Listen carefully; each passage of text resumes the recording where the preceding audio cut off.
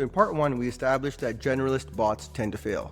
To get real ROI in the enterprise world, you need a purpose-built agent or a specialist, but that leads to the single most important question in AI adoption: what exactly should my specialist do?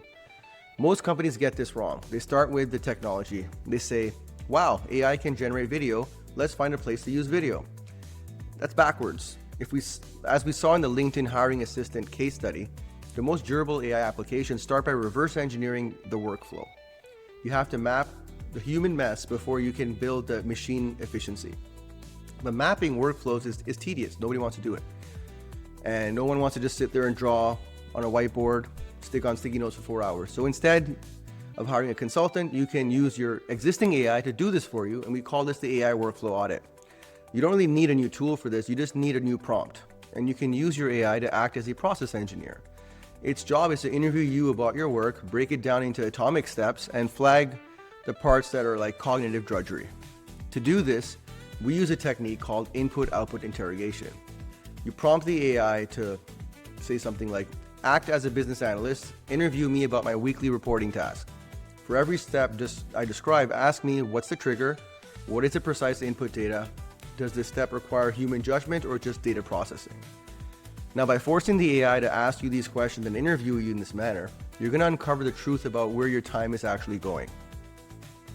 So let's look at an interview. Well, the human will say something like, first I download a CSV, then I delete the rows with missing emails, then I paste it into Excel. The AI says, stop, you said delete rows with missing emails. Does this require your judgment or is it a strict rule? The human says, it's a strict rule, no email equals delete. The AI will flag it and say, this is cognitive drudgery. This step should be automated by a script, not a human. This is where your context saves you. You can't just automate everything. If the human says, well, then I write a personalized note to a client, the AI is going to check your human in the loop policy. And that policy could be something like all client communication requires high emotional intelligence. And the AI will look at that and say, well, we can't automate this. This step requires human empathy. Build a drafting assistant, not a sending bot. This is one way on how you develop that AI roadmap. You don't guess, you got to kind of interrogate yourself and your processes.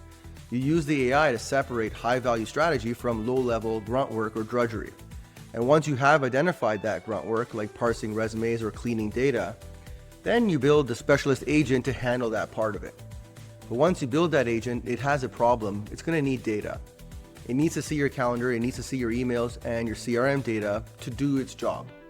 And if those systems aren't connected, then the agent's going to be blind anyway. So in part 3, we're going to cover context engineering, and that's the plumbing that makes enterprise AI possible.